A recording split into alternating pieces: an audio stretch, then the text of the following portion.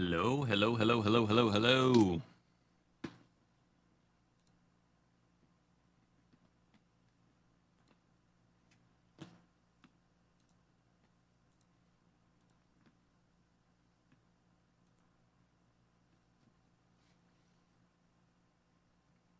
Hello?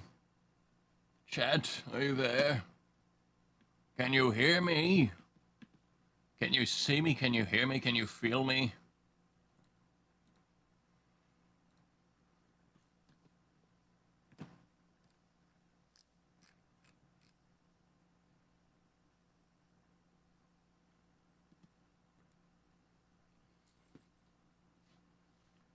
What up, Clark? I'm not seeing chat on my prompter right now, so apologies. I don't know what's up with that.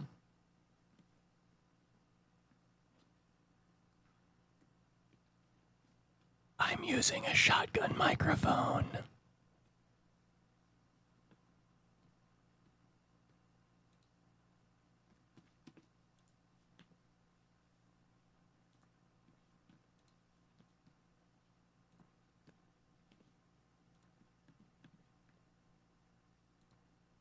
Hello. Hello, hello. Yeah, no, it sounds fine for the most part. I mean, it doesn't sound amazing. Not as good as the Shure SM7B, but it makes sense. It's a shotgun microphone. It's a different microphone, so it's good enough. Should be, at least. Anything extra weird is probably just because it's wireless, in which case, there's not a whole lot I can do about that. So, cool. I mean, I could do lav mic instead.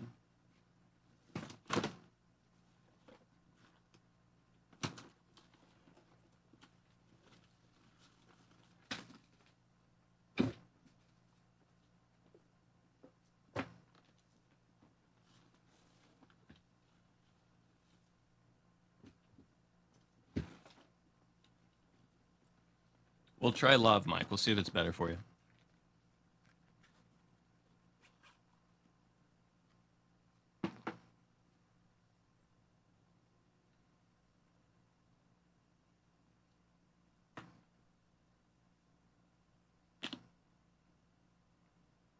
Ultimately, it's going to sound different, though.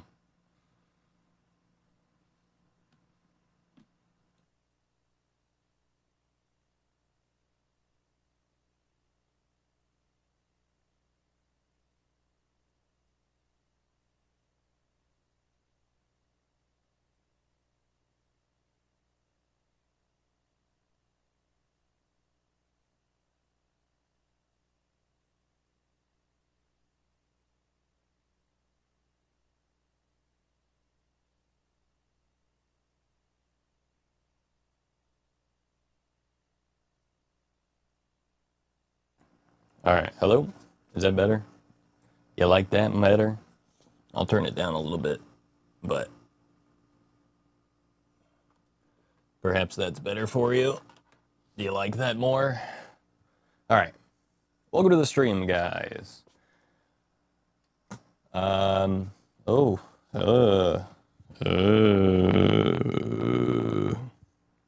don't know what that's about. I got a lot of electronics going on in here. I apologize. There's like Wi-Fi devices all over me. I'm getting irradiated from all angles. My apologies. All right, let's get this going. It's time to build a computer. For those of you that don't know, I am going to be building a computer. That's the goal here. All right. Is the mic fine? Is it good enough? Or is it like really bad? This is the normal mic, which sounds normal and fine. But I can't really like move it around a lot. Basic. Scared of being basic. I don't have that much time. I gotta get to work in an hour and a half. Let's build a computer. Speedrun. I went from having only 2 hours to speedrun this build to having an hour and 40 minutes. I don't know why it's doing that. Hello, hello, hello, hello. It's like doing kind of like a weird buzzy buzz thing.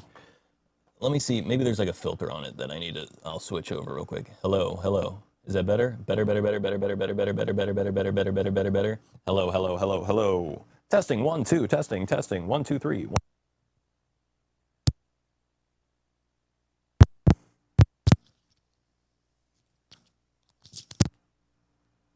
Maybe it wasn't connected all the way. Maybe that's why. My fault. My fault, OG. I think it wasn't connected in all the way. Perhaps. I think maybe now it's better. We'll see. We'll find out. Okay, anyway, let's get started. I don't have a whole lot of time. Running out of time. All right. Parts haul. First things first. All right, we got a parts haul. Parts haul. Yippee, parts. Why? Yeah, it sounds weird over here. I don't know what that's all about. So weird, so odd, so interesting. It's got to be all the lights and cameras in the room. It's got to be. That's got to be it, right? Right? It's got to be it. Maybe it's this headphone wire next to it. I don't know. Perhaps. Turn that off. Turn it back on. I don't know. Maybe you guys can't even hear it. Anyway, all right. First things first. We got DDR5, 64 gigabytes of 6400 mega transfer per second, CL40 RAM.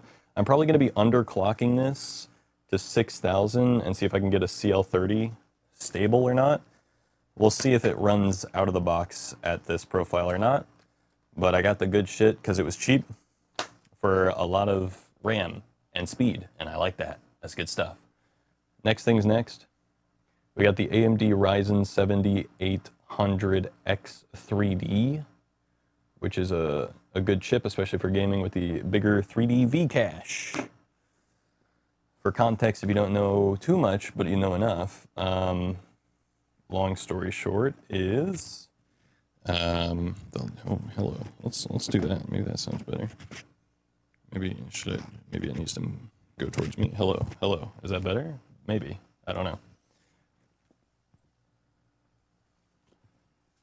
Hilarious, I have to return this wine because the person wouldn't answer the door. Tried messaging them and calling them.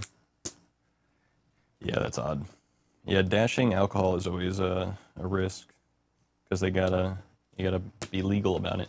But yeah, so there's like a weird interference that I'm hearing on the mic that's annoying me. But anyway, yeah, good for gaming. The L3 cache on this is the big one, if I remember correctly, is how it works. I can't remember exactly. I think it is. 104 megabyte cache, yeah. All right, cooler not included though with the newer stuff.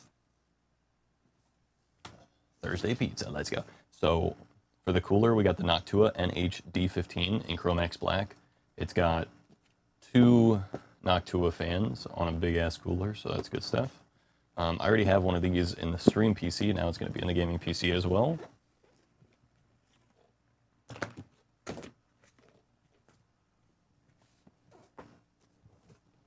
I got the B850 plus Wi-Fi Tough Gaming motherboard. It says PCIe 5.0, which is good for the newest GPUs for the 5070 that I got. So it'll be able to run at full performance, no bottlenecks or anything like that, which is great.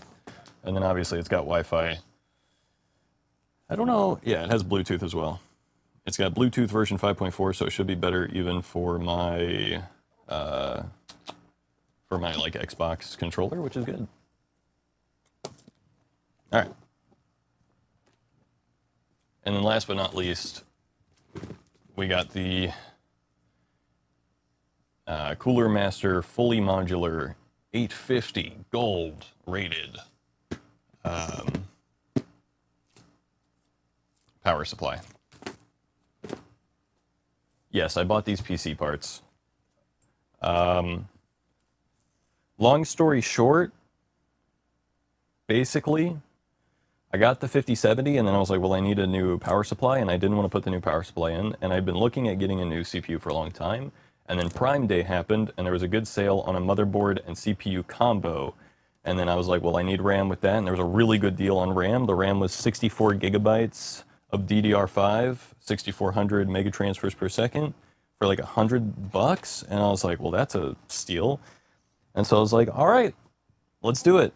All right, I already got the power supply, I already got the motherboard, we might as well just build a whole damn new thing from scratch, and I had already put a new SSD in the computer anyway. So I was like, you know what? Screw it. It's time. This computer is going to be brand new now. It's not going to be a Boat of Theseus situation. I mean, it is a Boat of Theseus situation. If you don't know what the Boat of Theseus is, long story short, Boat of Theseus is a tale, a question, if you will. If you take a boat apart piece by piece and replace it with new pieces, and then using all of the leftover pieces, you rebuild the boat. Which boat is the original boat? Well, anyway, the computer is that now. So, this officially has no original parts left once I put this together, which means I can go get the original case out of storage and put the original computer back together, and then I will have my original Boat of Theseus next to my new Boat of Theseus. How awesome. And I think it's about time, after 6 years of not naming the computer, I am officially naming it Boat of Theseus. Boat of Theseus V2. And the other computer will be Boat of Theseus V1. So there you go. We got Boat of Theseus V1 and V2. How awesome. Now let's get this started though, because if we look at the time, it is 2:27 p.m. and I work at 4 p.m. today, Thursday, July. What day is it? July 10th. So we're going to get started here. First things first, we need to take the old computer apart before we can put the new computer together. So let's do that. Any gamers in chat? Any PC enthusiasts? Any PC builders? This is just like PC Builder Simulator, except it's not simulated, it's real. Chat, is this real? Chat, is this real? One in chat if this is real. Yeah, so these 3 monitors are off. I'm reading chat off of my phone and off of the screen right now, so just a heads up. But anyway, let's get started. This is the 5070 right here. I'm gonna get the box down so I have somewhere to put it for now. Everything's fine. Call me Linus Tech Tips the way I be dropping everything. But don't call me Linus Tech Tips the way he be getting into controversy. Anyway, all right. I'm gonna get the 5070 box out just so I have a place to put the 5070 for now. 5070.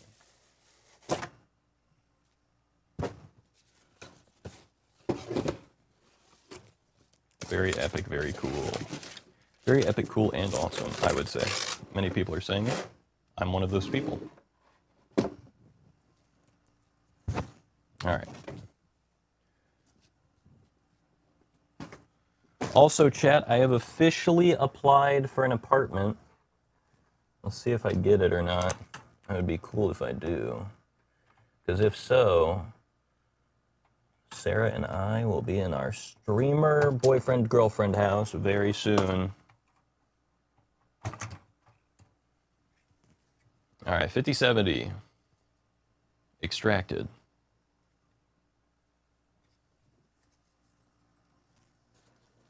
Put that back in its home in the box for now.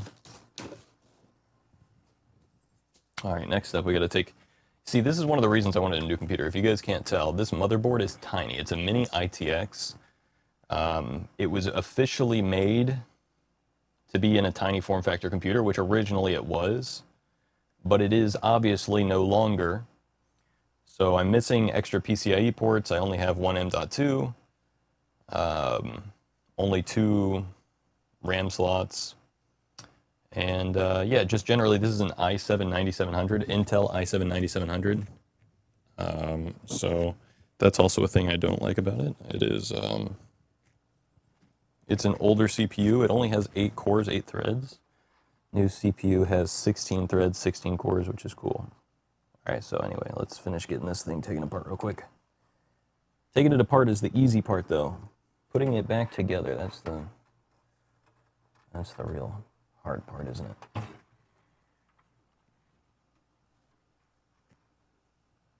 Wait, y'all finally gonna be like never...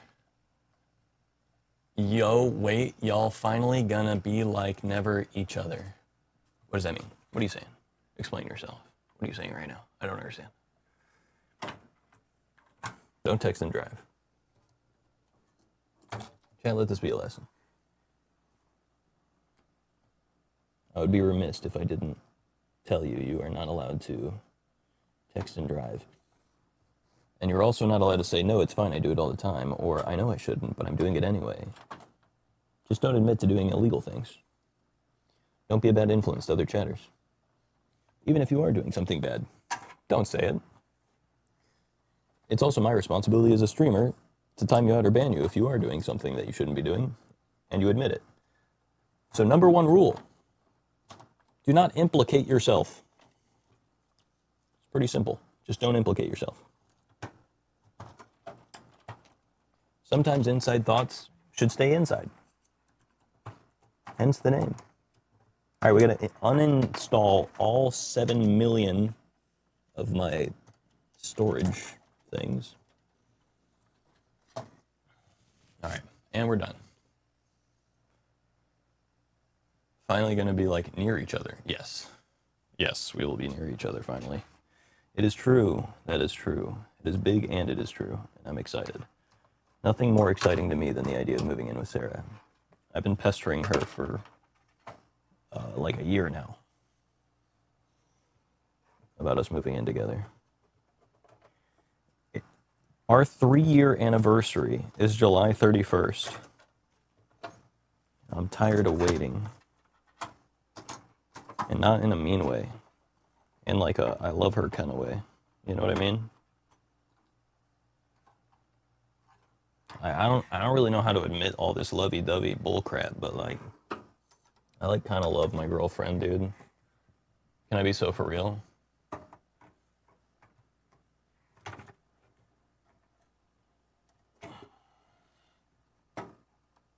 All right, we gotta, first things first with this, after we unplug everything, all of our power supply cables, all of our fans, all of our SATA cables. Let me give you guys a quick rundown for anyone that doesn't know. Let this be a lesson, okay? This is a USB 3.0 case header. This is a motherboard power header. This is a CPU power header, PCIe by 8. This should be by 12, if I'm not mistaken, right? No, not 12. 18? Is it 18, 6, 12, 18? No, 24. 24. That's right. And then this is more case stuff. This is case audio. And then these are all SATA cables. SATA cables are what connect your storage to your motherboard. All right, and then RAM we're gonna leave in. The M.2 though, this is a Gen 4 NVMe M.2 SSD. That's gonna get taken out. And for that, I need to grab my handy dandy M.2 screwdriver and screws case, or kit rather. So that way I can get the M.2 out, because this is where our operating system is stored. So this is the brain of the operation, or, you know, yeah, it's a big major part of the brain. It's very important. Without it, nothing will work. So we need to take this out. We need to get this. There we go. All right, and we'll put that screw back in the case with the other M.2 screws for now. And then that just lifts up and pulls out. Okay, M.2 extracted.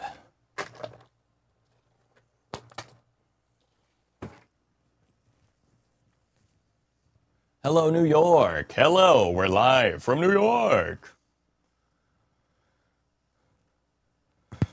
Well, we're going to get a plane ticket so we can spend our anniversary together. Yes.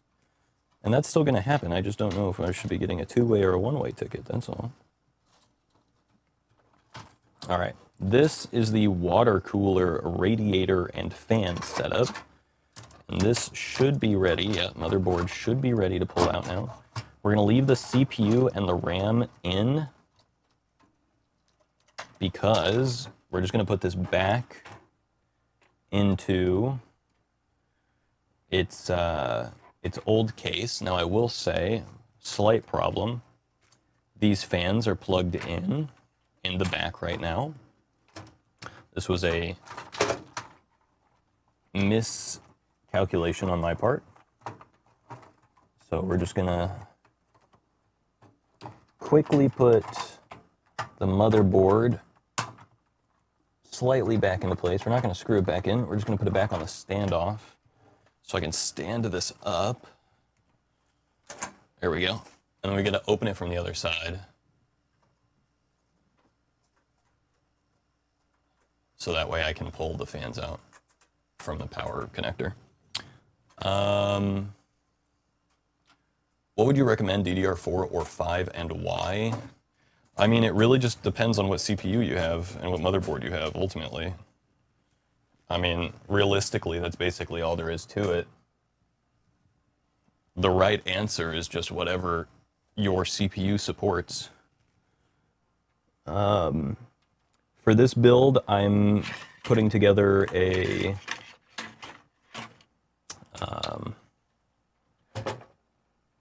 AMD Ryzen 7 7800X3D, which is DDR5 RAM supported, and it stably supports up to 6,000 megatransfers per second.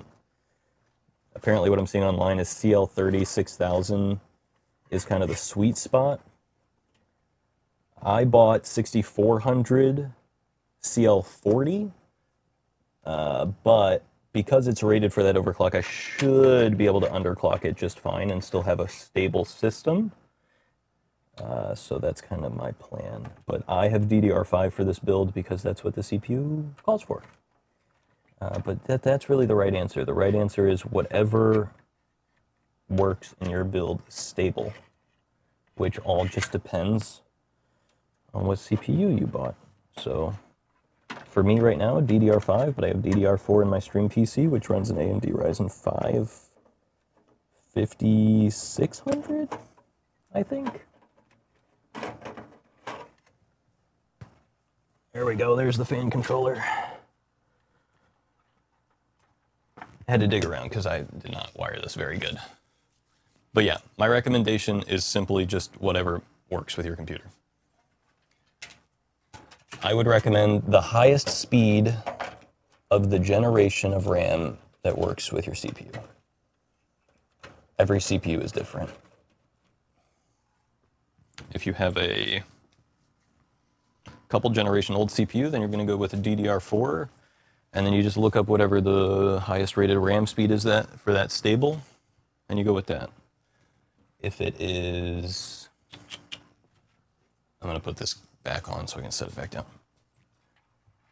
If it's a newer generation, like in the last 2 gen, I can't remember what Intel's newest generation is. I think it's 14 and 15 maybe?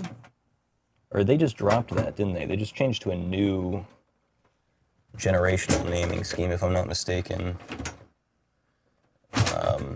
Regardless, the newest generation Intels are DDR5, and the newest generation AMD is also DDR5.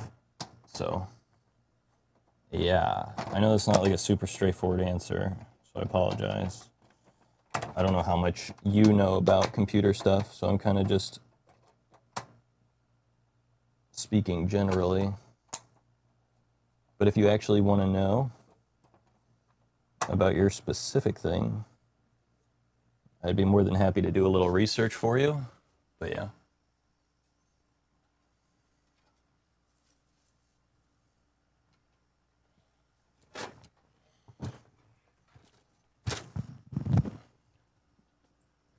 DDR4 but 5060 Ti or DDR5 9060 XT.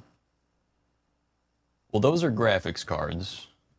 The graphics card doesn't really affect what, I mean, to some extent, every piece of your build affects things, but the major component that you're going to be looking at for RAM, when considering your RAM, is your CPU.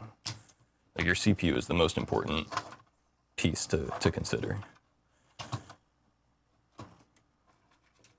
But also, I would probably, if you're asking about graphics card choice, I would probably go with the 9060 XT over the 5060 Ti, just based on my loose understanding of how they perform. But I haven't done enough research on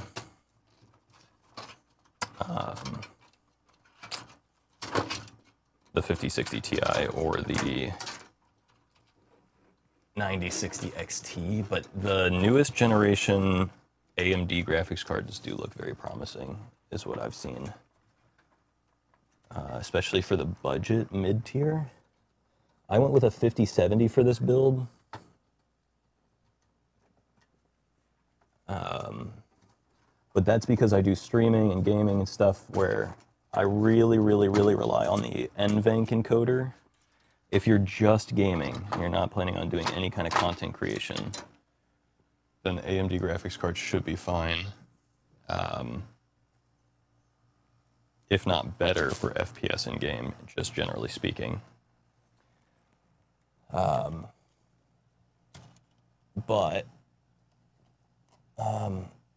it just kind of depends on your use case, really.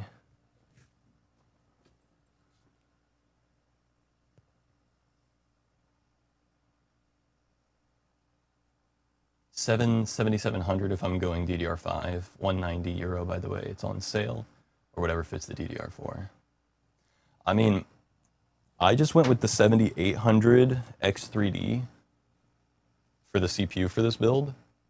I've heard amazing things about these CPUs. I mean, for gaming, if you could step up to the X3D, I would say that, but like 190 is probably a pretty good deal ultimately, and I don't think you would be upset with a 7700. At least that's my current understanding, is that people are pretty happy with the newest, or rather the 7000. I did hear the 7000 series gets kind of hot, so you do want a good cooler. So that's why I got this cooler. This is a Noctua NHD15.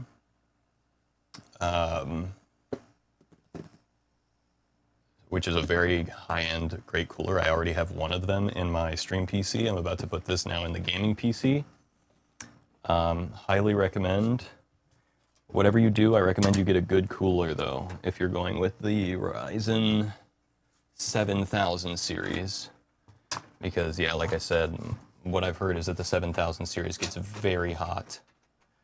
I don't know if that's true across the board for the entire generation, but my current understanding is that it is, and so going in on a cooler is a good idea.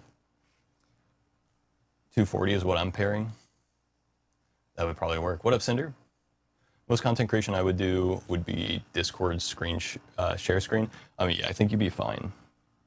I mean, ultimately, NVIDIA has the better like hardware acceleration for even like sharing screen and stuff without having interruptions to your stuff. But that being said, the newest generation of AMD, from my understanding, has come a far way and looks pretty good. And if you're not absolutely like dead set needing the highest quality, my understanding is that performance-wise, it should be fine. So, yeah. If you're looking for the best price to performance, I would probably say go with the AMD 7700 with DDR5 RAM and a 9060 XT. That's probably the move to get the most bang for your buck. Especially if you don't have like specific, by the way, right now we're just taking the power supply out because we got to put a new power supply in here as well. But yeah, if you don't have specific requirements for content creation, you're not doing video editing, you're not doing 3D modeling. That's a big one, by the way. 3D modeling is probably the biggest one. If you have any plans of doing any kind of 3D modeling, like with Blender, I would go with the NVIDIA, just because Blender support has come a far way for AMD, but, and this is a big but, the performance of Blender on an equivalently priced NVIDIA card is going to be way, way better than on an AMD card. But if you're purely gaming, nothing but gaming and gaming only, games, limited games, but no games, I would go with the AMD, full AMD build. But if you have any inkling that you want to do 3D modeling, game design stuff, yeah, game design probably fine, but 3D modeling specifically, which does happen for game design, But like Blender specifically, or like Adobe Premiere Pro, or Photoshop, or, I mean, you're going to be fine with Photoshop and stuff, but Adobe Premiere Pro, like video editing, OBS recording stuff, streaming, anything like that, I definitely recommend NVIDIA. I'm sure there's a lot of AMD fans that would say I'm over exaggerating just how bad AMD is, and that's probably true. I don't have personal experience with AMD graphics cards other than my girlfriend's computer. She has an AMD graphics card in her computer, and it is super powerful. I played like Valorant on her computer and a few other things, and she's able to run it at super high frame rates. She has like a 360 hertz monitor, so she's able to do a lot. I'm putting the power supply back in the original box it came in, by the way, just for now, for storage. This is why I keep the original boxes for everything, by the way, in case anyone's curious. If you haven't seen, let me give you a quick peek.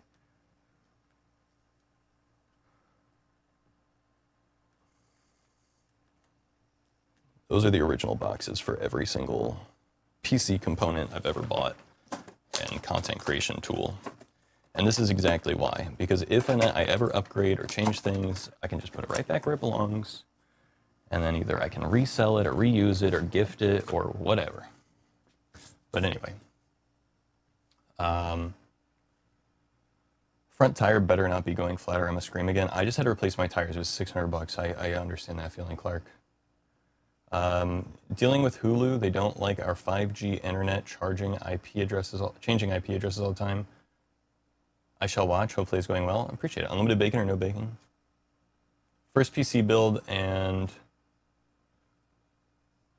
switch from a PS5 with blue screens. So my expectations are low. The build I'm doing right now, doing a €1,000, full 9060 XT, 16 gigs, and 770. For sure. Hey, I will say, if you can find 32 gigabytes of RAM for an equivalent price, I highly recommend. I cannot recommend it enough. I am so deadly serious. Back when I built my first computer 15 years ago, makes me sound so old. I'm not. We all know I'm young and spry. I'm a young and spry guy. That's me. Always have been, always will be, till the day I die. But 15 years ago, I built my first PC build. Sorry for the wire sounds. And when I built that PC, currently unplugging the SATA power from all of my SSDs. So apologies for that.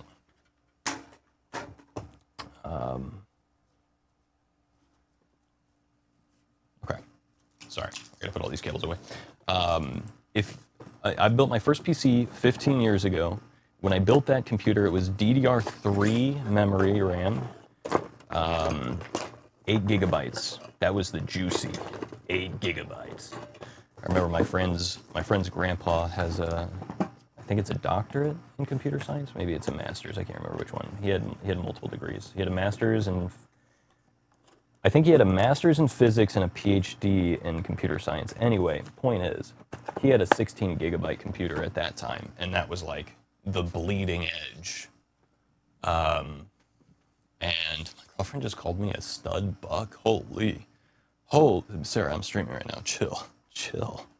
Yo, dog, chill. Anyway, sorry, I got all flustered. My bad. Yeah, he had 16 gigabytes at that time, and that was like the bleeding edge, and it was like, holy crap, that's crazy. Anyway, fast forward to 2018 when I bought the computer that I'm currently tearing apart, and I got 16 gigabytes, and 16 gigabytes has been good for a long time, if not more than acceptable. However, I would highly recommend, especially moving forward, 16 is still going to get you by, but we are quickly moving towards a day and age where 32 is going to be the new standard. And so if I could recommend anything, I would recommend getting ahead of the curve by getting a 2 16 gigabyte stick Kit. So this is 64, 232 gigs. I would highly recommend getting a 32 gig at least. You can still find like even 64 gigs for around the same price. You'd be surprised. I mean, obviously you're from Europe, right? So results may vary, but at least in America, I was able to get this 64 gig kit of DDR5 for basically the same price that I would get like a 16 gig kit of DDR4. So you'd be surprised. You can find some really good RAM at higher capacities or higher speeds for basically the same price, especially if you do some shopping around. So I would definitely recommend take a look around, see if you can't find an acceptably priced kit of 32 gigs.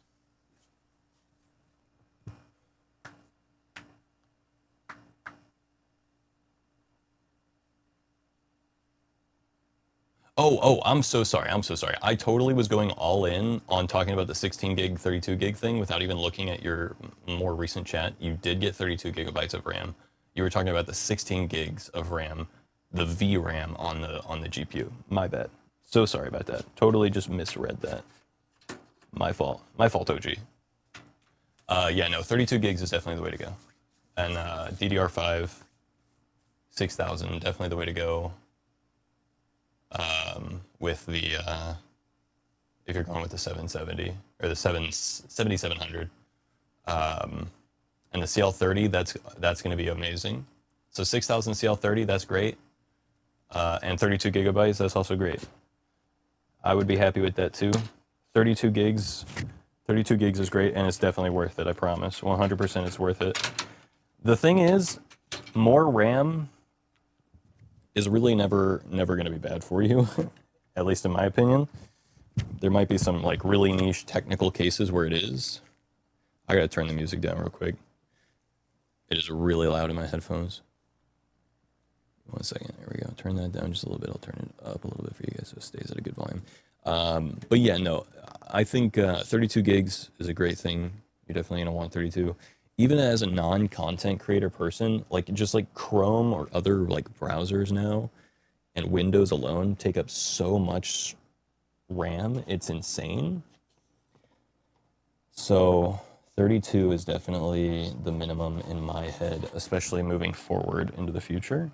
I'm just cleaning off some of these dust screens while I'm at it because I know myself all too well, and if I ignore this now, I will not do it later until the next time I take my computer apart. So it's best, just a friendly reminder to chat, if you're ever doing a PC build where you're like replacing a part in your computer or doing any kind of maintenance on your computer, always clean the dust screens while you're doing it, because if you don't, you're not going to do it later, and it's just going to get worse, and then it will cause problems.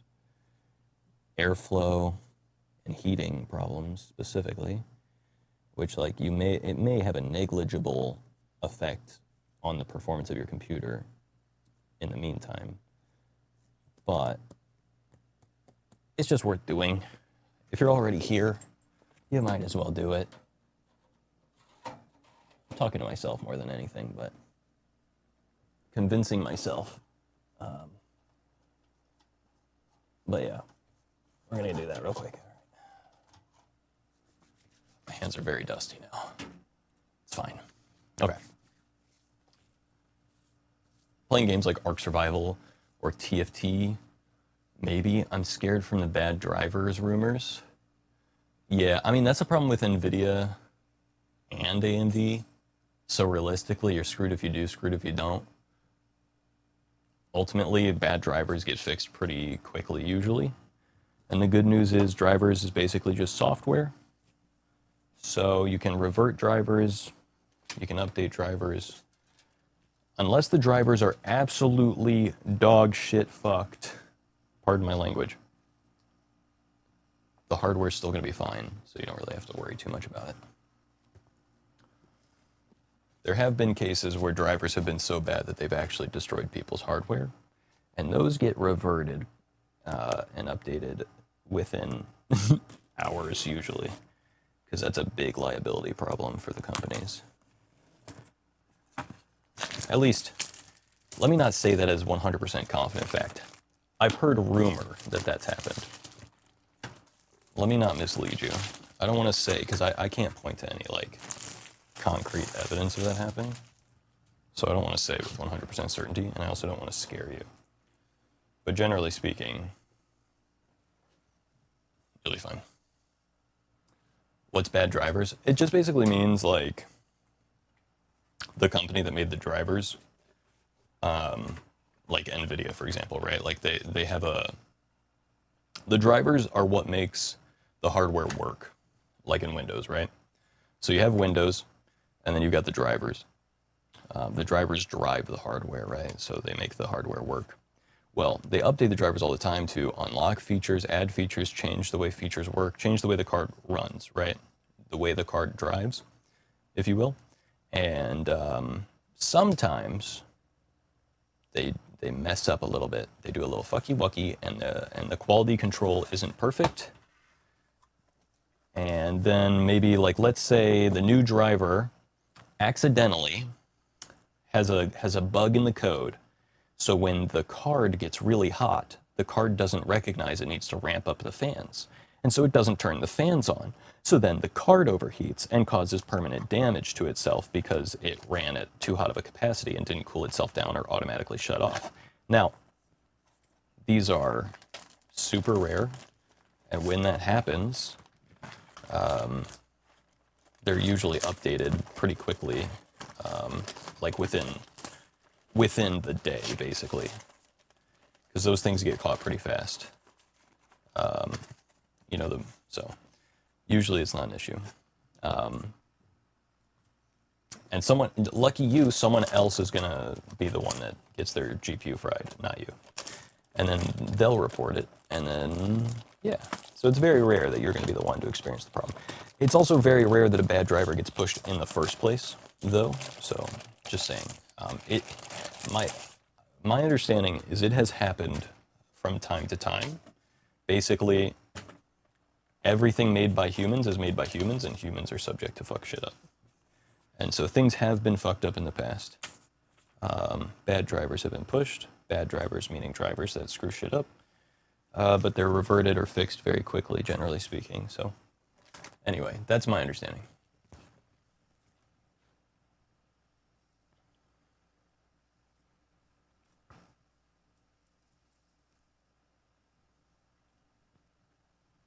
Hulu has informed me that I'll have to call in every time this happens for the Hulu Live. I'm loving this for me. I think there's a way that you can set your IP to be static sender even with your specific internet thing if you have access to the router. I might be able to help you with that at some point if you would like to have some help making it to where your PC doesn't change IP all the time. I'm playing on 1080p. Would I have some issues like that? Ultimately, if you're playing on 1080p, you're going to be very happy with most current generation stuff. And yes, you could technically have issues like that no matter what. Here's basically how a GPU would run. Your computer parts would say, here, I'll go like this so you can see me. 1 second. I can't see myself because I don't have the menu thing set up wrong. Okay. Hello. Basically, the computer, in order to get the most amount of frames possible out of a game, you want your computer to use 100% of your hardware, right? So let's say you're playing Fortnite, which is a CPU-bound game. And what that means, what a CPU-bound game is it's a game that heavily relies on the CPU. So you want it to use 100% of your CPU so you get the most amount of frame rate, the lowest latency in the game, all that good stuff. Latency in terms of, like, input latency. And, yeah, render lag, that kind of stuff. Anyway, in a CPU-bound game like that, you want to use 100% of your CPU, right?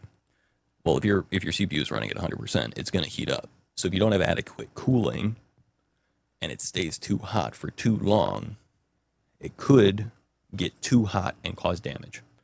That's the same thing, with like a GPU. The GPU could do the same thing. I used a bad example since we're talking about GPUs, but let's say something that's GPU heavy. I can't think of something off the top of my head right now. Minecraft with shaders. You're running Minecraft with shaders, which uses 100% of your GPU to get the most amount of frames possible, and you have it uncapped, right?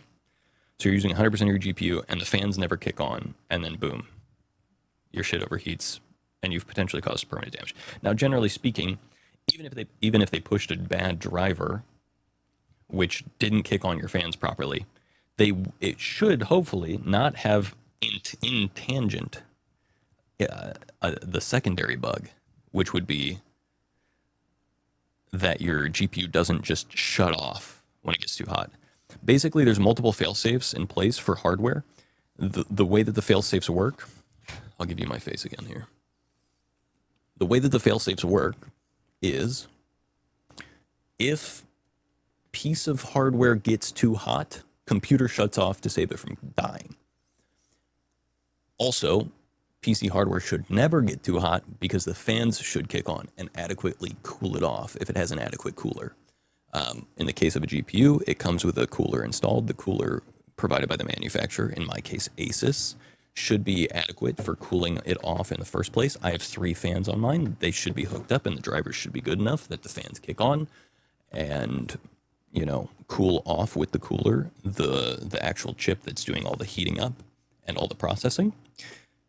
In that case, it should never overheat. But in the case that it were to overheat, it should just shut off to save itself, right? So long story short, though, if a driver was to be pushed that had a bug, actually it would have to have 2 bugs. It has one bug where the CPU never, or the fan, sorry, rather, my bad. I'm saying a lot of jargony terms here, and I'm losing track of myself. The fan never turns on, then the card will overheat. But if there's a secondary bug that when the card overheats, it doesn't turn off, then it will go past its temperature limit and break. Generally because it will get so hot that parts will start to desolder and other kinds of fun problems like that. But anyway, the long story short is you should never have that problem. It's very rare, and the computer companies are very, very careful to never ship drivers that have a combination of bugs like that, because if they do, everyone across the world's parts are going to start breaking, and that is a very big liability problem, especially under warranty, because if a manufacturer has a card that is, got faulty design, that would fall under their warranty, and they would be liable to replace your hardware because it's their fault. You didn't misuse it. They fucked up. You know what I mean? So that's the other good news. In the worst case scenario, if your shit were to break, it should still be under warranty. And then they would replace it, or fix it, or whatever. So anyway, a lot of long explanations, but that's the deal. Brandon, good to see you. Hope you're doing well. Hope everyone here is interested in computers and explaining and computer parts and lots of computer stuff and computer part stuff. If you don't understand computer stuff and you don't like computer stuff, well, I'm sorry you don't like computer stuff. You're wrong. You're so wrong. But this is my special interest. So if you don't know anything about computer stuff, but you do have an interest in computer stuff, ask me questions. I'm happy to answer. I currently got distracted. I have 55 minutes before I have to be at work. I still have to change into my clothes. And I haven't put anything together yet. So let's get speed running. First things first, I gotta put this power supply, PSU. PSU stands for Power Supply Unit. I gotta put this into the case, so we'll do that. For anyone that doesn't understand anything about power supplies, I'll give you a quick rundown. This is the Cooler Master, fully modular, 850, 80 plus gold. What does that mean? Great question. I don't really know. I'm not going to try to explain it. But the long story short is, no 80 plus is bad. Bronze is fine. Silver is better. Gold is the best. I think there might be like a titanium rating as well, but I'm not sure. Anyway, generally speaking, the better this rating is, the more reliable the unit is, and also the more expensive it is. Unfortunate. But the way to pick a power supply, at least in my opinion, and in my experience over the last 15 years, is pick the highest watt power supply that you need based on the TDP. That's the total draw wattage, I think. I might be saying that wrong, but I think the TDP, it's the TDP, but I can't remember if I'm saying like what it means right. Anyway,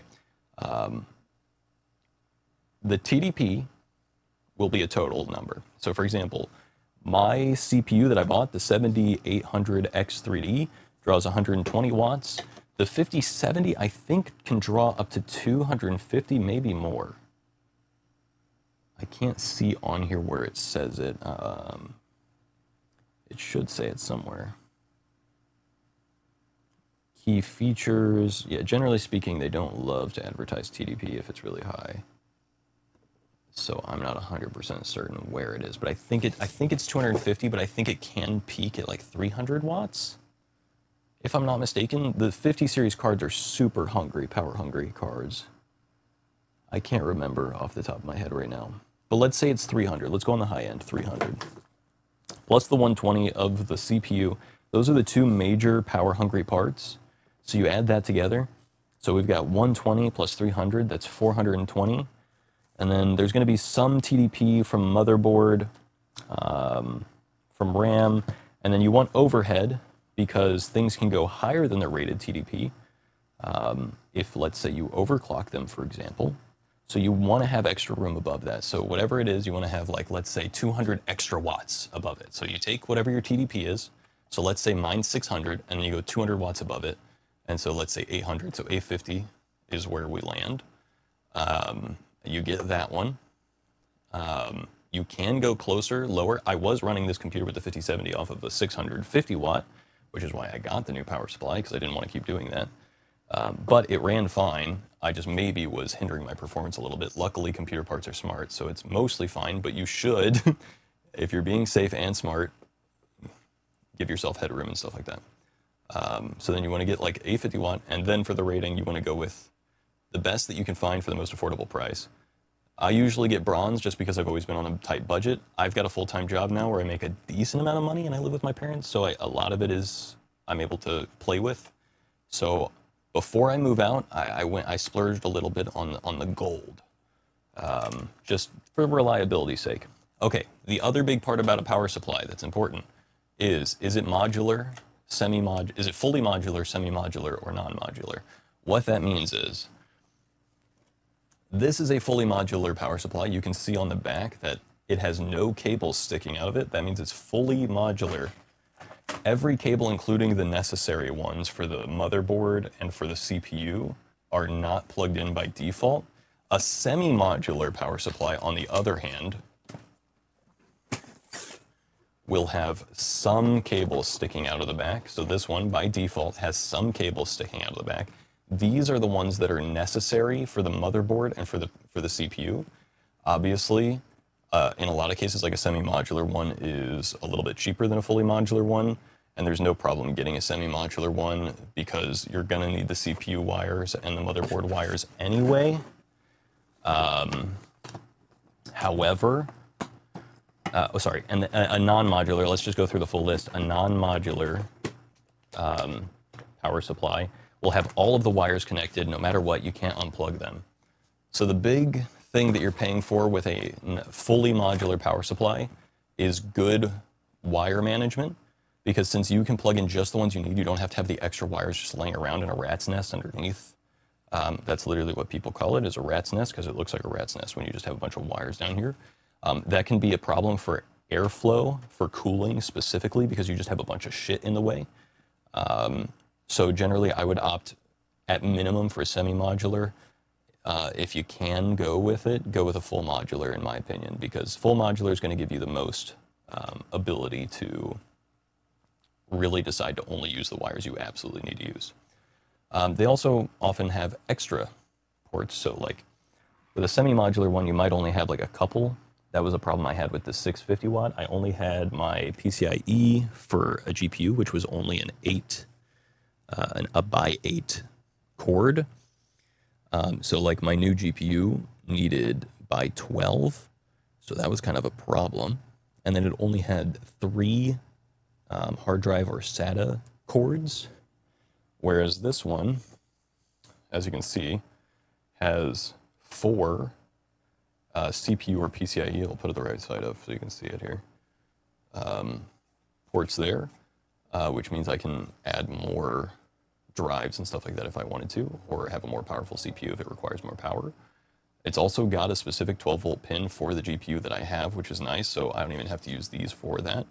And then it's also got multiple SATA and HDD powers here, and then the motherboard power ports here. So I can choose what I need based on my own specific computer build instead of having to use the opinion of the power supply creator, basically. So that's the difference between power supplies and the importance of picking the right power supply. At the end of the day, your computer will work pretty much no matter what power supply you decide to go with. When I was on a heavy budget but I wanted a powerful computer, I would buy a bronze-rated, lower wattage power supply that was semi-modular or non-modular. But for the absolute peak performance and for the absolute best cooling performance of your case and PC, then you should go with a higher watt, fully modular power supply.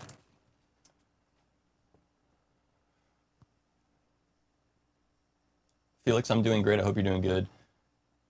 And yeah, we're gonna have a barbecue on this thing. Works cool to PC. I can still get Hulu Live when it happens. It's just the TVs that it keeps locking out. Oh yeah, TVs you might be able to lock down too, depending on the router. Sorry, I'm going on rants and raves about stuff and trying not to get distracted if possible. So I'm checking chat. I'm still reading it. I'm keeping up to date with you guys, but I'm doing it in between my rants, so that way, yeah. Don't like your computer stuff? Let Zach change your mind. Exactly. 750 watt, good PSU, or should I go for 650? No, higher watt's always good. Like if you can afford the 750, I would go with the higher watt. My recommendation would always be, you don't have to go crazy. You don't need like a 1250 watt if you're just running like mid-tier hardware. But like my recommendation is always going to be to go above what you need, so that way you have headroom for any and all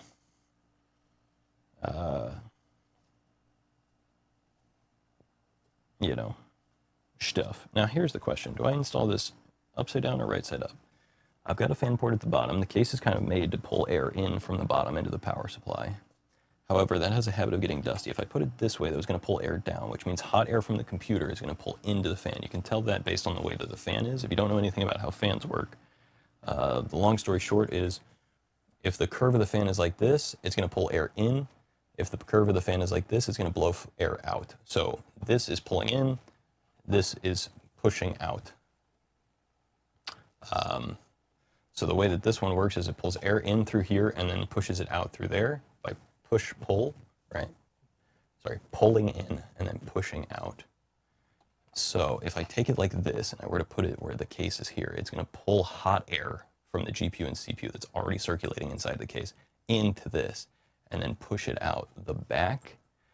But that means hot air is going into the hot power supply. So we probably don't want that. We want to bring room temperature air into the power supply. And then since this air is not going into the build, it's coming straight out the back, we can just put it in like that. So we're going to do that. That's how the case is designed, and we're going to follow the case's methodology, even though it looks like the power supply is upside down. That's fine, doesn't matter.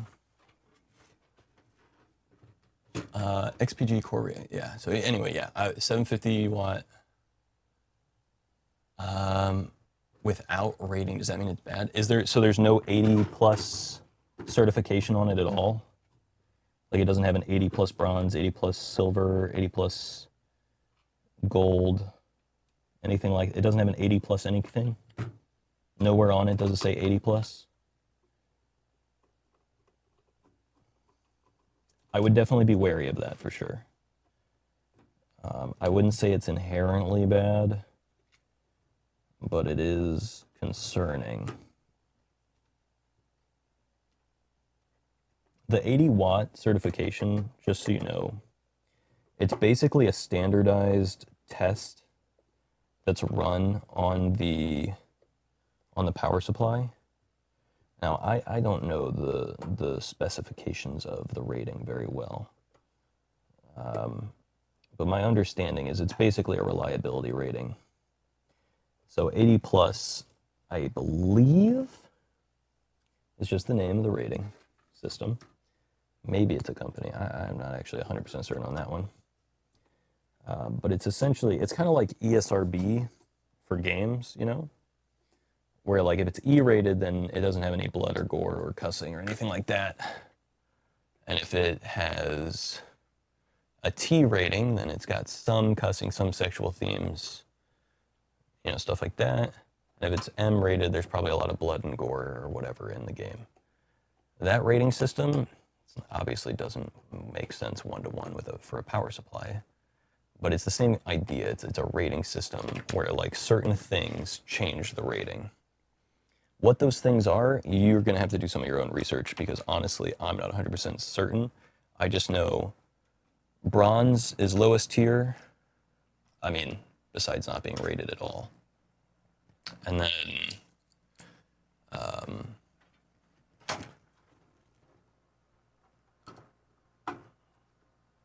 silver is the next tier up, and then gold's up above that. So I would say, you know,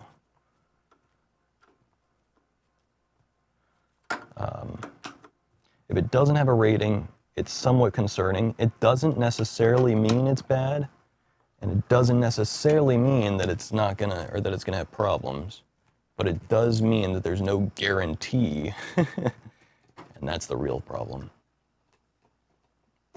It's basically a lack of a guarantee, you know what I'm saying? And when you're dealing with computers and computer parts, you generally want to be guaranteed that the parts you're getting are going to work and do what they're supposed to for a long time. Because you don't want to like build a computer and then have to replace a part within, you know, 6 months or a year or whatever, right? That would be annoying. And also cost you more money than if you had just bought a better piece of hardware in the first place.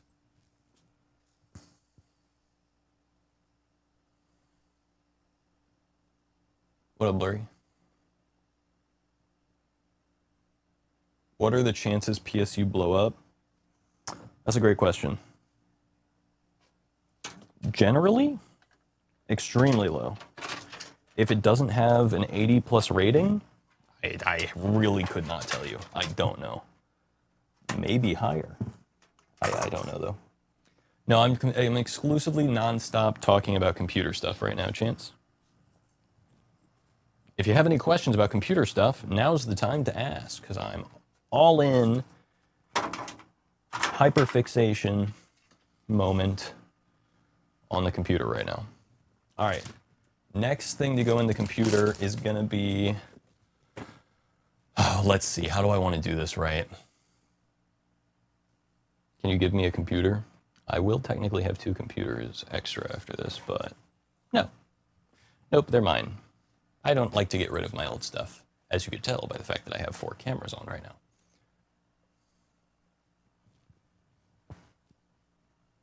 Before you guys play League, though, finish watching my stream. It's only going to last another 30 minutes. All right, I got to make sure I do this right, because this is the part where I've had to redo things multiple times, and I'm trying to speed run, right? I got less than 40 minutes, and I'm trying to speed run here. So the big thing is, I don't want to screw the motherboard down into the case until I have motherboard power and CPU power connected, because they can be an absolute pain in the ass to get through these little holes. And that's going to require me to turn the computer back over. And so if I were to put this motherboard in and then need to get the power cords out and then flip the computer, this is just going to fall out if I don't screw it in. So then I'd have to screw it in.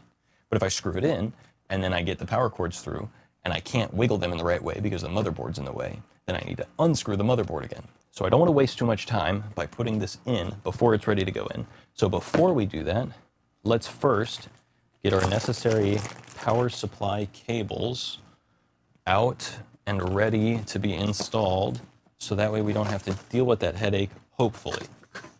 We might still have to deal with that headache because, as is the case with all things building a computer, you're always going to forget and miss a step.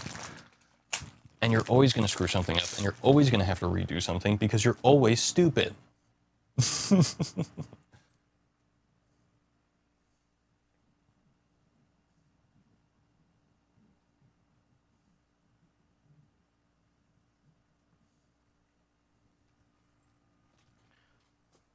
All right, this is our GPU cord. This is the by 12 for the 5070. Put that to the side for now. Let's see if we can find our motherboard stuff. I have a feeling I'm not going to be able to boot this computer on before the end of stream, but that's okay.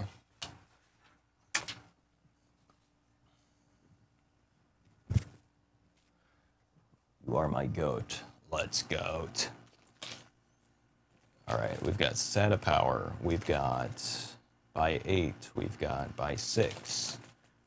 We've got SATA again. Let's put all the SATA to the side. We've got CPU. We've got motherboard. And we've got, last but not least, more PCIe. All right, first things first, we need motherboard absolutely.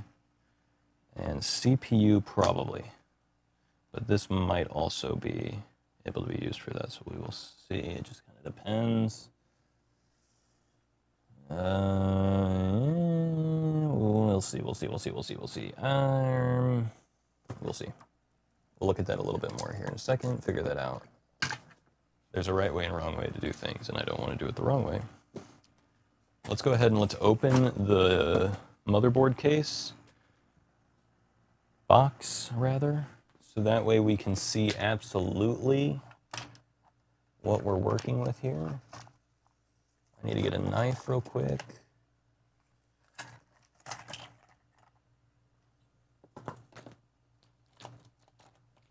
One second. Where is it? I don't know where my knife is. My knife. Where's my knife? My wife? My knife? I don't know. We'll find it in a second, I guess.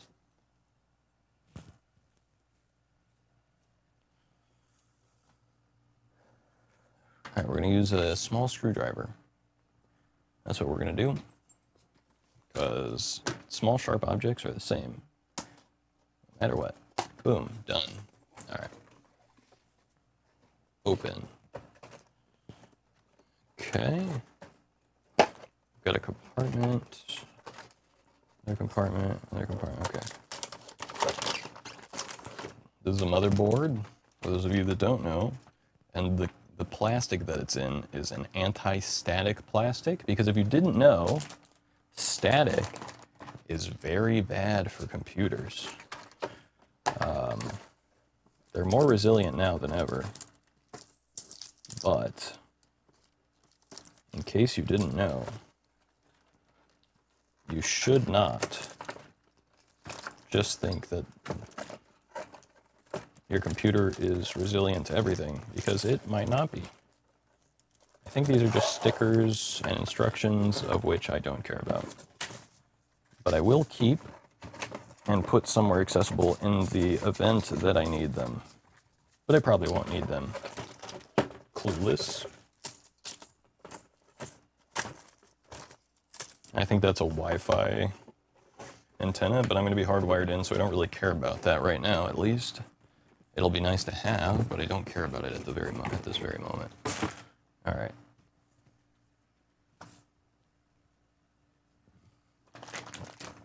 Let's take a look at our motherboard here. Make sure to work on the PC while on carpet and walk vigorously while wearing socks exclusively. Yes, that is an important step, yeah. All right, so there's our motherboard. This is where the CPU will go. This is the CPU socket. This is an AM5 socket for AMD Ryzen 7 generation and up, I believe. 789. That's not a joke, sorry. And then this is the panel that will connect into the case. We've got a really nice I/O here. I'm very happy about this. I've got lots of audio ports. I've got Wi-Fi 7. I've got BIOS Flash. I've got 4 5G USB 3.0s, a 20G USB-C, a 10G USB 3.2 probably, a 2.5 gigabyte Ethernet port, USB 2.0, 2 more USB 10G, an HDMI and display port, if for whatever reason I wanted to plug in more monitors running off of CPU integrated graphics, which I would never ever do or recommend ever. And then we also have a BIOS USB slot. This is specifically for if ever you needed to flash your BIOS from a USB stick, which does happen from time to time. You may want to do this to update it. For example, there have been times where, for example, I have a motherboard that's old enough that it only supported 3000 series AM4 AMD Ryzen CPUs that is in my stream PC. When I updated to the AMD Gen 5, it still supported it, but it needed a new BIOS to be flashed onto it from a USB drive, so I had to do that. So having a dedicated BIOS spot is cool. Anyway, the reason we're pulling this out is to look at what power we need. It looks like we have 2 by 8 power ports. So that's what we'll need. And then we've got ATX power. This is a 24. So we'll need the 24 motherboard. That's going to be this cord here. That'll plug in just like that. Only plugs in one way. And then we also will need the CPU. So we'll need this one. And then we'll need a second one as well. So we want to find the one that's labeled CPU. There it is. CPU. So we have 2 CPU cords. We'll use both of those. So these are going to be all the cords that we're going to use for this motherboard specifically. I'm now going to set the motherboard back on the anti-static plastic for safekeeping. And we're going to plug these wires in real quick, so that way we don't have a pain in the ass in a few moments. How much time do we have left? 30 minutes, less than that technically. It's fine. We're gaming, and by gaming I mean PC builder simulator, and by simulator I mean it's real life and I'm really doing it. Chat, I'm doing it, I'm really doing it. It's me, I'm doing it. All right, go ahead and get these plugged in first. You can't see inside right now, but basically the motherboard ports need to be plugged in to the power supply, and they can only be plugged in one way, so you don't really have to worry about it. It's kind of like Legos, and they'll click into place. That's how you'll know they're done and ready to go. Same thing with the next bit here. We'll get that one in. Boop, and that's plugged in, and it's locked into place, so we're good. This motherboard cord will go through the side here. That's where the power on the motherboard is going to be, is on the side there. So we're just going to put that in preemptively.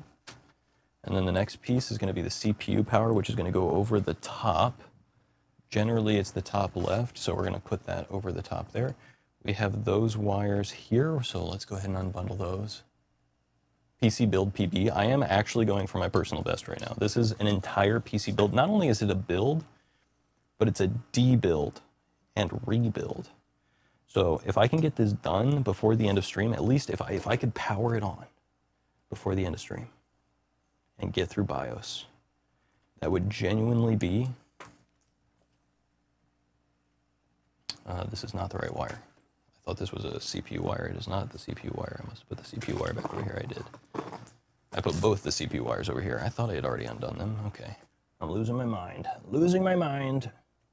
It's fine. I'll plug these in. You want to make sure to pay attention to how they're labeled. This says PSU on it. I don't know if you can see that. PSU. And then this one says CPU. Right there. So this side will go into the motherboard. This side will go into the motherboard, or the power supply. Not to be confused with the motherboard. So I'll plug that in. I'm going to plug it in as far away as possible, so that way the other ports are still available to me at easier convenience instead of having to completely go through this whole process again. Again, we want to make this as not annoying as possible to undo and redo if necessary. And then you'll feed these wires over the top. Generally, you kind of want to put them through the wiring channel that exists if you can help yourself. I generally can't help myself because I'm a messy little ADHD boy. I'm a little goblin. I just like to get things done fast and loose, fast and dirty, because I'm a monster. But if I was less of a monster, then we should use the cable management that is given to us by the case. Same with right here. These are here for a reason. The Velcro and the cable channels are here for a reason. We can try to use them if we're smart. Are we smart though? Who knows? Try and use everything as intended though, because again, that's good if you can help yourself.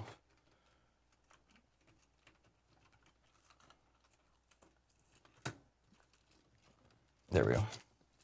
Good enough for now. For me, anything's good enough as long as it turns on. That's my favorite part. That's the part that gives me the dopamine rush. I love that part. I love when it's on and running and doing things. Yeah. All right.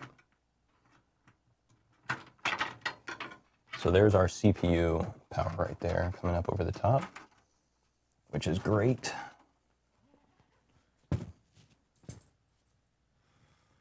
So this is the gaming PC? Yes. I'm streaming off of the stream PC right now.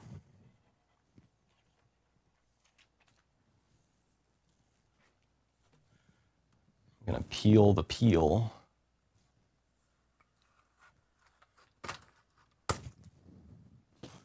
All right, and then this is gonna push into the case right there. And so we wanna set it down gently.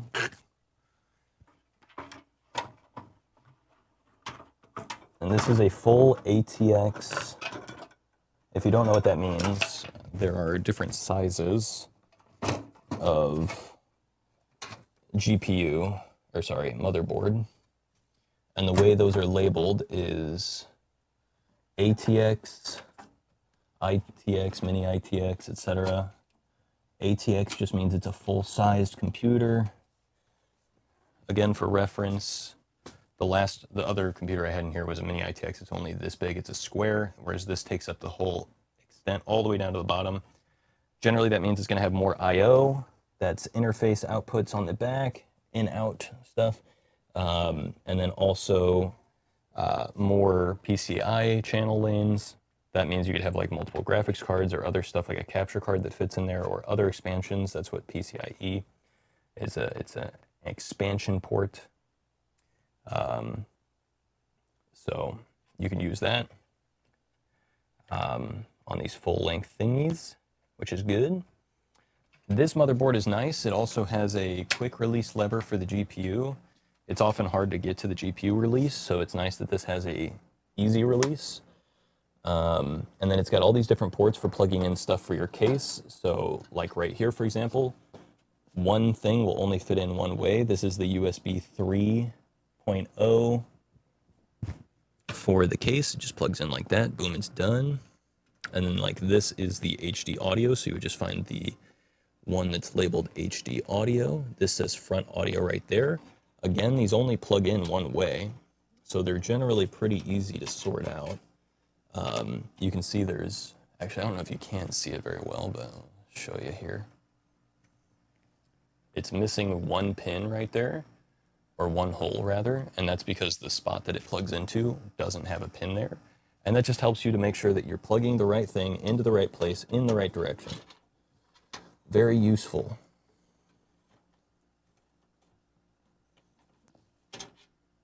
So I'm gonna do that real quick. I don't really need to, and I should do it in a better way so it's not like running over the motherboard in the way that I have it right now. But it's all right.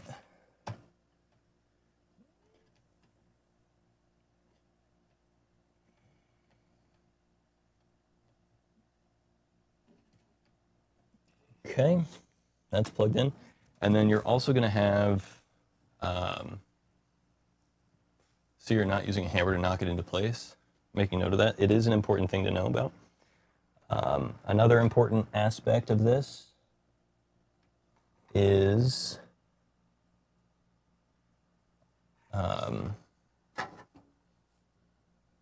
these fan headers at the top. You can't see them from your angle right now.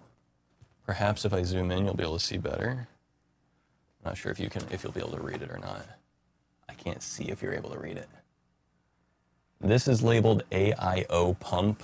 That means all-in-one pump. So if, like me on my last build that I tore out of here, you have an all-in-one water cooler, that's where you would plug in the power for the pump. And then these are labeled for fans. So again, these have like a little plug on them, so you can only kind of plug them in one way. For example, right here, this fan is 3 pins, and then it's got like this little plastic like lock connector. That's because it can only be plugged in the right spot for these. So generally the way these fan power ports work is they have 4 wires, but then they have an offset plug. So they work for both 3 and 4 pin fans. You want to be very careful, obviously, when plugging these things in, not to bend anything. But yeah. All right. The next big thing that's very important is we want to plug in our motherboard power. We've already plugged in the CPU power, and you guys saw me route the motherboard power through this channel over here. What we're doing right now is making sure it comes out on the right side here. And then you're going to want to plug this in the right way. So mine has the clip on this side, which means right now this is backwards, so we want it to be this way. So if I can help it, I want to kind of rotate it around. This is the part where it becomes a giant pain in the ass trying to plug stuff like this in. But again, you can only plug it in one way, so you'll know you're right when you're doing it the right way, which is obviously nice. And that's plugged in now. All right, another big thing, you've got motherboard screws. You'll never believe what that means. You'll never guess. Any ideas what the motherboard screws are for? That's right, for screwing the motherboard in. All right, but before I actually finish screwing this in, before I screw it in at all, again, the big thing that gets really annoying is routing the CPU power into the right place. And you can already see why. One of the CPU power pins, actually maybe you can't see it there, maybe you can see it now, right there is like right next to the fan. There's like no clearance for the power cable to come up and bend across the right way. So this always becomes a gigantic pain in the dick. And that's why I wanted to make sure I had the cables in and routed properly before I did anything else. And I didn't want to screw the motherboard in before plugging the power in, because if I did that, then I'd have a giant pain in the neck, or as I said so eloquently earlier, pain in the dick, trying to do this and potentially having to take the motherboard up and out multiple times. That would be very frustrating, very annoying. So we're already having a bit of an issue. So what I'm going to do is I'm going to see if I can't finesse this a little bit. And actually what I'm going to do instead to make my life a little easier is I'm going to stand this upright. We're going to use gravity to our advantage.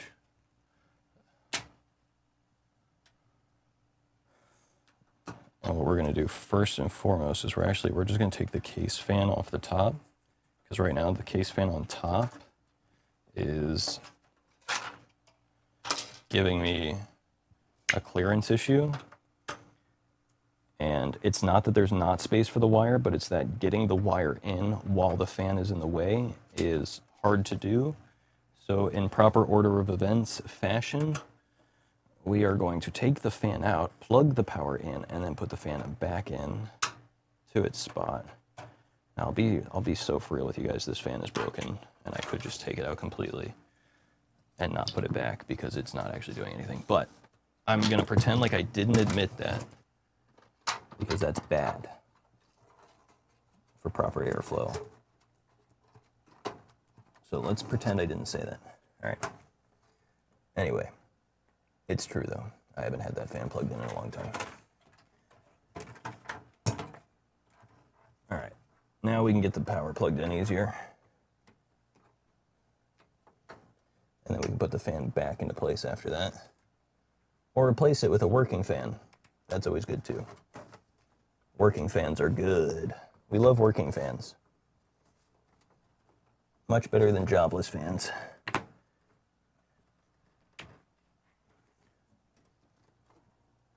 All right. Both of our CPU power cables are in now. And you may notice I have not screwed the motherboard into place, but it's kind of like staying where it is. And that's generally true. You don't always really want to do this, but I'm speed running.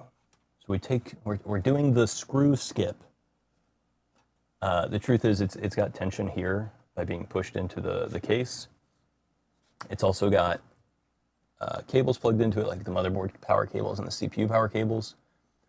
And then the other thing is the standoffs that it is on. There is one that is just a peg and not a screw. And so even though it is not screwed in, it is on that peg.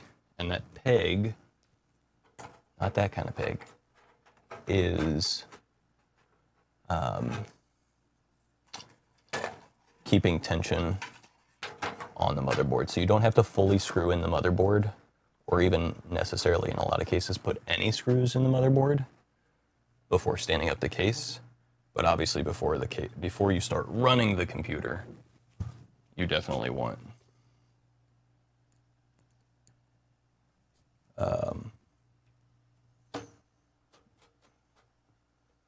to screw in the motherboard, obviously. But yeah, when I'm building a computer, I will put it into place in the right place and get the tension on it by getting it pushed into the case properly and onto that peg. And then I'll stand it up and work around the computer. The big thing is you don't want to tip it over this way. Like, I don't want to go to the back side now. I can stand it upright and I can stand it down, or I could lay it back down that way. But if I put it this way, then it will fall out, and that would be bad. So we don't want to do that.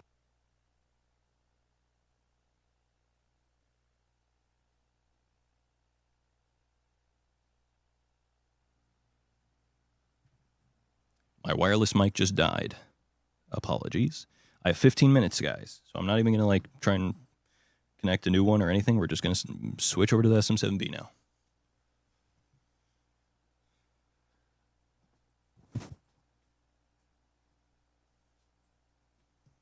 Now, we have most of the hard part done, actually. So that's the good news. What up, Wakefoot? What up, Niles, by the way?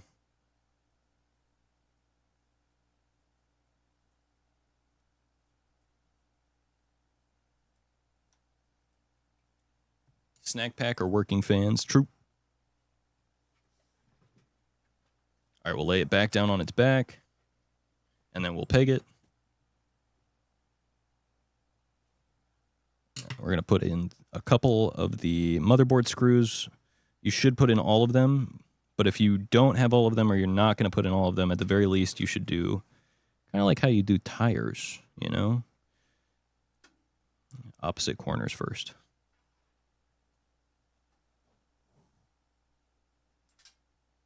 Also, magnetic screwdrivers are nice.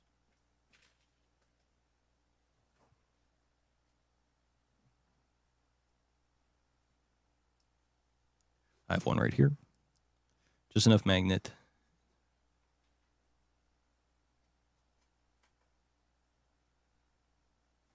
to do the thing.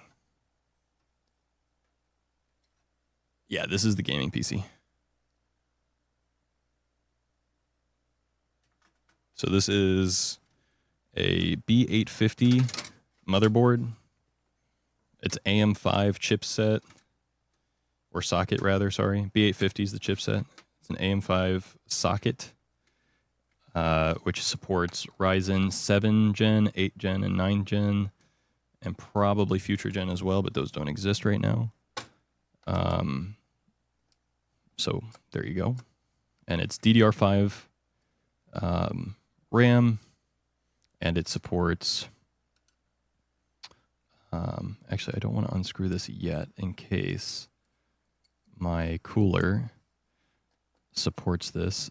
This is the annoying part that I actually forgot about, guys. This is the part I forgot about. I knew there was a part that I was forgetting. This part. This is the annoying part.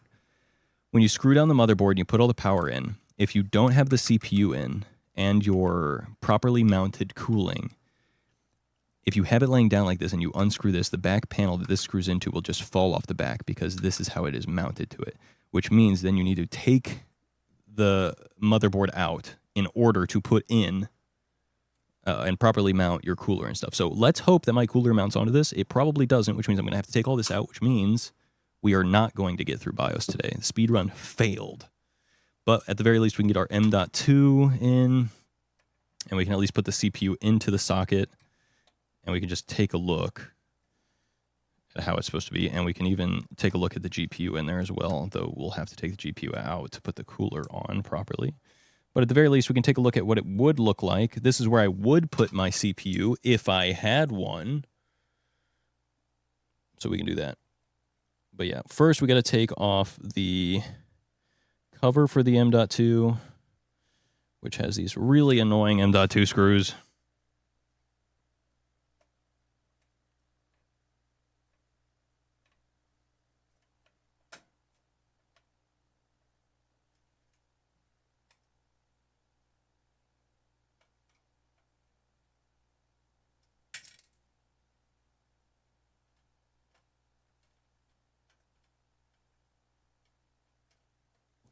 Yeah, long story short, though, it supports PCIe Gen 5, which is the highest speed PCIe out at the moment.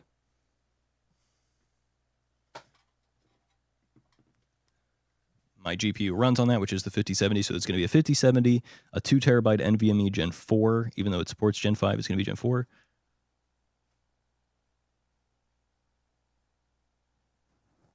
And then it's a Ryzen 7 7800X3D, which is like the gaming CPU with extra big V cache, 3D V cache. And then it's going to have a 850 watt gold rated power supply, which is in there. The power supply is in there. New motherboard, B850 plus. Supports all good kinds of stuff. Anyway, we're here. We're doing it. It's good. I'm not going to make it to work in time. I mean, I am going to make it to work in time. No, I'm not going to make it to work in time. I got to leave like now. I got to get ready for work right now. I got to leave.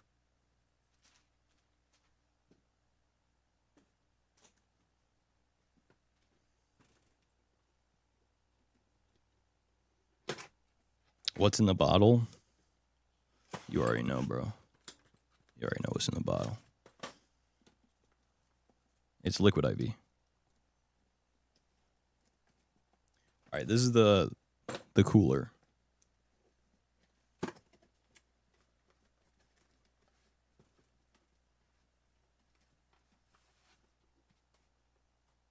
So this is the heat sink.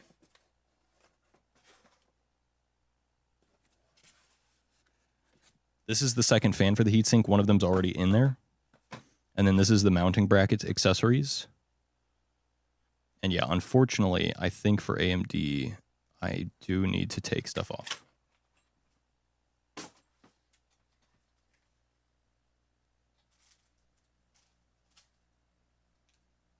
Let's take a look at the instructions, of which I hate reading.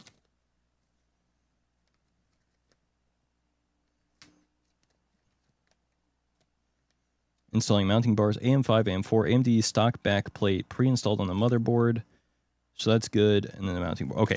So the problem is, yes, I do need to unscrew it. And I do need the back mounting board to be there still. But I have to remove this top part, which means the back plate's going to fall down, which means, yeah, I'm going to have to take the whole thing out, which is the part I was trying to avoid, but couldn't remember which part it was that was annoying. And that's the part. So I can't mount the cooling yet, but we can put the CPU in and take a look at that. And I can put the RAM in and we can look at that, and I can put the GPU in so we can see what it looks like.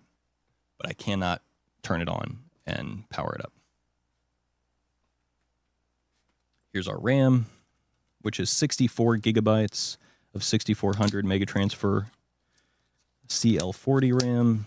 Preferably, you'd want for this CPU 6000 CL30, which is just tighter timings with less latency, basically. But this is still good, and we can potentially overclock and underclock and, you know, play around with it to get something good. These are also can only be plugged in one way, so we're gonna do that real quick. Every motherboard's different, so you want to check that. Generally, it'll be listed somewhere on here, which one's which. In order for dual channel, though, you want to match, at the very least, the colors. So, like, if I'm doing gray, we'll do every other slot, so we'll do the 2 gray slots together. And if I was doing the black ones, then I'd do the black slots together. But I don't know if black or gray is the appropriate primary channel. So for now, we're good. Anyway, those will just click into place if you're doing it right, and you can kind of just apply more pressure than you think is necessary as long as you've lined up the bar properly, which I have. So those are in, and those are good now. RAM's in.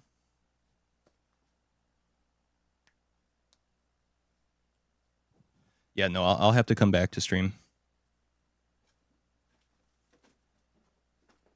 tonight. Here's our M.2. We'll plug that in. Boom, M.2 in.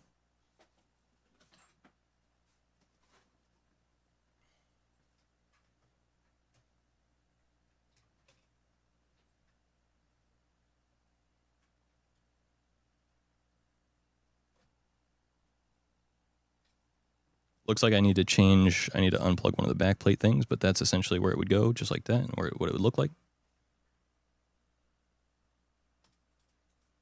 Then for CPU, you lift this up, you pull this plastic bit up like that, and then we'll put it in and we'll push it down until the plastic pops off. This is our CPU, the Ryzen 7 7800X3D. To open this, you remove the sticker, pull it down, and then you take this out. This is the CPU. And then, funny enough, the entire rest of the box is empty. It's just big for no reason. Then you take the CPU out carefully. A lot of people will open this and pop the CPU out, which is bad. And if it has pins, it's even worse. However, luckily for us, these new Ryzens don't even have pins. They just have these flat little contact points. So they're much harder to fuck up now. And then, again, these only go in one way. You'll be able to see notches. You line up those notches.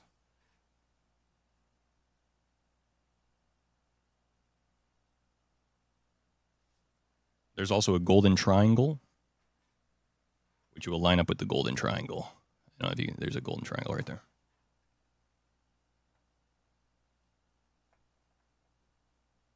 So it'll only go in one way like that. Once it's in there, you'll push this back down, and then you will firmly grasp it.